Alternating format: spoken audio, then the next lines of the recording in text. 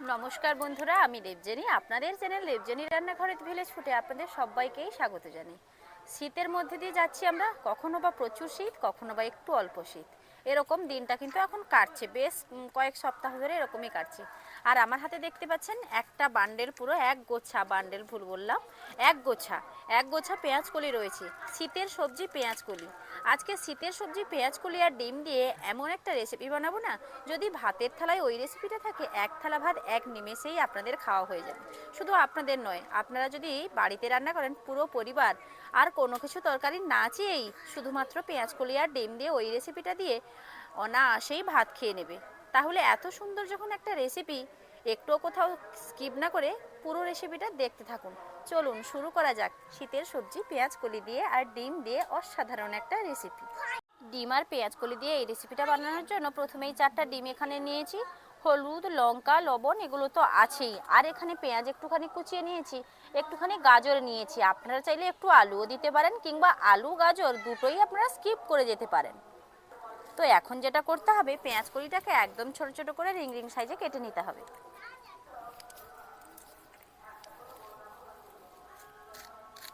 এক গোছাকে একসঙ্গে ধরে নিয়ে এরকম ভাবে কাটছি।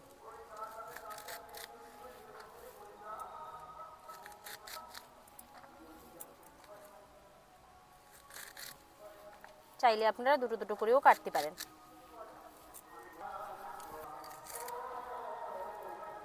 পেঁয়াজ কলিগুলো প্রায় কাটা একদম শেষের দিকে। উনুন ধরিয়ে কড়াই বসিয়ে দিয়েছি। কড়াইটাও গরমও হয়ে গেছে। এবার কিছুটা তেল দিয়ে দেব সবজিগুলো ভেজে নেওয়ার জন্য।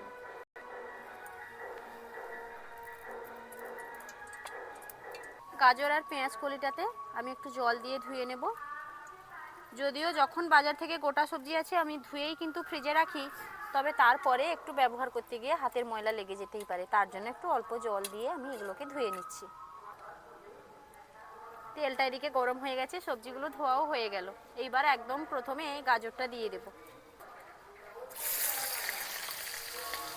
গাজরটা জাস্ট একটু ভাজা ভাজা হয়ে এলেই পেঁয়াজ কলি আর পেঁয়াজ কুচি দুটোই একসঙ্গে দিয়ে দেব। এই রান্নাটা খুবই সহজ একটা রান্না, আর একদম অল্প সময়ের মধ্যেও হয়ে যায়। আর টেস্টিটাও অসম্ভবভাবে।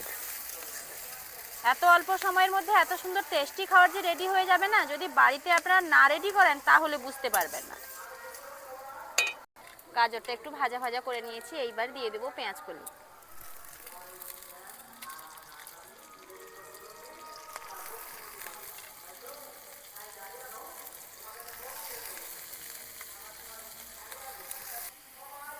দিয়ে দেবো পেঁয়াজ কুচি। বড় বড় সাইজের 4টা পেঁয়াজ আমি কেটে রেখেছিলাম। এইবার সবগুলোকে একটু ভাজা ভাজা করে নেব। এইবার এর সঙ্গে যেটা অ্যাড করব সেটা হলো পরিমাণ মতো লবণ। আর একটুখানি লবণ দেব। এইবার ভাজা ভাজা হওয়ার জন্য একটুখানি সময় দেব। কিছুটা সময় সবজিগুলো ভেজে নিয়েছি। এইবার একটুখানি হলুদ গুঁড়ো আর একটুখানি লঙ্কার গুঁড়ো দিয়ে দেব। প্রথমেই লঙ্কার গুঁড়োটা দিয়ে দিলাম, দিয়ে দেব হলুদ গুঁড়ো। আরও কিছু সময় ভেজে নেব। এটা একদম মিডিয়াম আঁচে ভাজতে হবে। খুব বেশি আঁচ দিলে পুড়ে যাবে, আবার খুব বেশি লো আঁচ দিলে না ঘেঁটে যাবে, পেঁয়াজ কলিগুলো ঘেঁটে যাবে। তাই এটা মিডিয়াম আঁচে ভাজা হতে থাক। এদিকে আমি 4টা যে ডিম নিয়েছি সেগুলো একটা বাটির মধ্যে ফাটিয়ে নিই। বাড়িতে যখন ডিমটা অল্প থাকবে আর খাওয়া দাওয়ার লোক বেশি থাকবে না, তখন একটু বেশি করে পেঁয়াজ কলি, একটুখানি গাজর, একটুখানি আলু, সব রকম সবজি দিয়ে না, ঠিক এই রকমভাবে আমি যেরকমভাবে দেখাচ্ছি আপনাদের সেরকমভাবে একটু তরকারিটা রান্না করবেন, দেখবেন খেতে ভীষণ ভালো লাগবে। ডিমের মধ্যে কিছু মশলা আমি অ্যাড করব। কিছুটা লবণ দিয়ে দিলাম, দিয়ে দেবো একটুখানি লঙ্কার গুঁড়ো, সামান্য পরিমাণে হলুদ গুঁড়ো, আর দিয়ে দেবো গরম মশলার গুঁড়ো।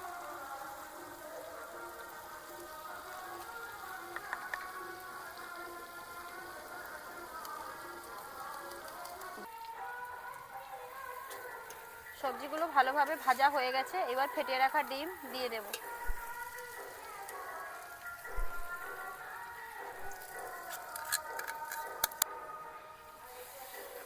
এইবার এরকম ঘন ঘন নাড়তে থাকবো, একবারও নাড়া বন্ধ করলে চলবে না, এরকমভাবে ঘন ঘন নাড়তে হবে যত সময় না পর্যন্ত ডিমটা একদম ঝুরি ঝুরি হয়ে যাচ্ছে। সবজি ডিম সব আলাদা আলাদা হয়ে যাবে একটা সময়, দেখবেন। নাড়া বন্ধ করলে কিন্তু ওইটা আর হবে না, না বন্ধ করে এরকম ঘন ঘন শুধু নাড়তে থাকতেই হবে।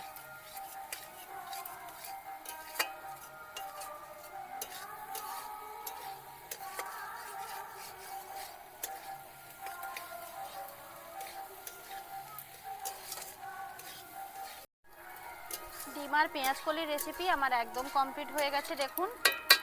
আর দেখতে কীরকম হয়েছে দেখুন।